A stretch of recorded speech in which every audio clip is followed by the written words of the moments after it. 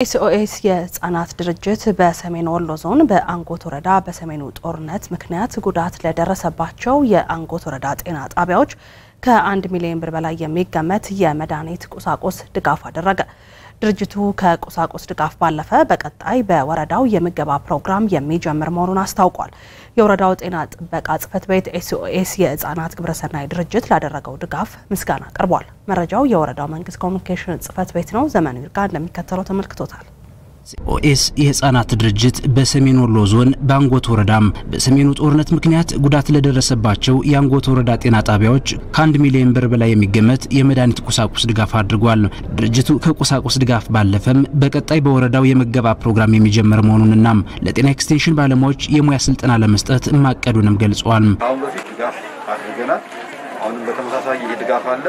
ከቅድ አንፃር አሁን የቀረን ምንድነው ለጤና ኤክስቴንሽን ባለሙያዎች የሚሰጥ የአቅም ማጎልበቻ ስልጠና አለ። እሱ ስልጠና በቀጣይ ባጭር ጊዜ ውስጥ የምንሰጥ ይሆናል።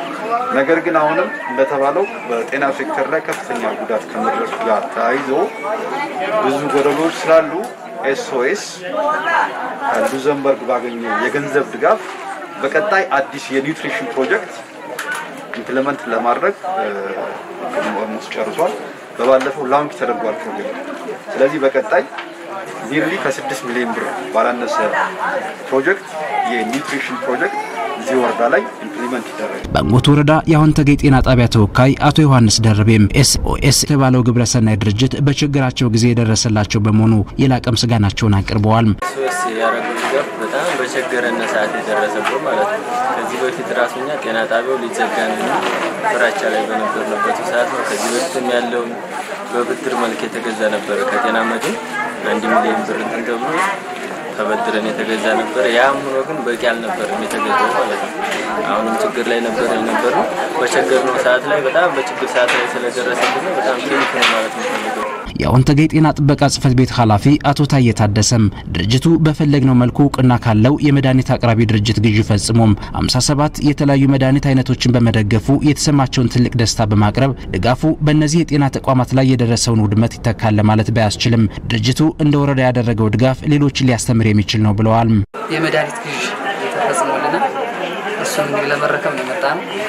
በተመለከተ ኦልሞስት ወደ 57 አይነት በአይተም ደረጃ ወደ 57 የሚደርሱ አይተሞች ፕላስ ዛት በገንዘብ ደረጃም ስናሰራው ወደ 1 ሚሊዮን 8811 ብር ከ84 ሳንቲም የሚያወጣ መድኃኒት ነው ሰፖርት የተደረገው።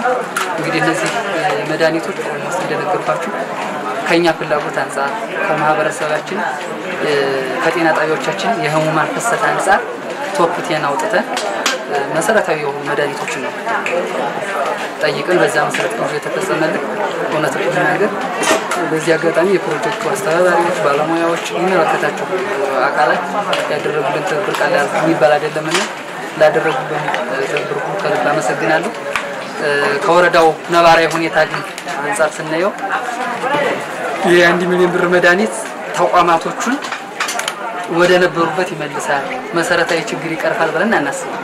ነገር ግን ደግሞ ካሉብን ጋፖች አንፃርና ከፕሮጀክቱ ዓላማ አንፃር ደግሞ መሰረታዊ ድጋፍ ተደርጎልናል ብለን እናስባለን። ወረዳው ምክትል ዋና አስተዳዳሪ አቶ ማዕረግ አለሙ በበኩላቸው ወረዳው በጦርነቱ የከፋ ችግር ላይ የወደቀ መሆኑን የተረዳው ኦኤስኤስ ግብረሰናይ ድርጅት ወደ ወረዳው ከገባ ጀምሮ በተለያዩ ዘርፎች ድጋፍ እያደረገ መቆየቱን ገልጸው አሁን ላይም በእነዚህ ተቋማት ላይ ያደረገው ድጋፍ መንግስት ከሚበጅተው የማያንስ በመሆኑ ሊበረታታ ይገባል ብለዋል። ቤታቸው በጦርነቱ ምክንያት የወደመባቸው በርካታ አርሶ አደሮችን በየቀበሌው ተለይተው የቆርቆሮ የስማርና ሌሎች ማቴሪያሎች በተራሳቸው ድጋፍ አድርገው ትምህርት ቤት ላይ ተማሪዎች የጽህፈት መሳሪያ የሌላቸው ተለይተው በርካታ ተማሪዎች ትምህርቱን በመለየት ለሁሉም ተማሪዎች በተለያዩ ቤቶች የጽህፈት መሳሪያ ድጋፍ አድርገው ጤናው ዘርፍ ላይ የሚሰራው ስራ መንግስት ከሚበጅተው በጀት በላይ ነው ኤስኦኤስ እየደገፈ ያለው።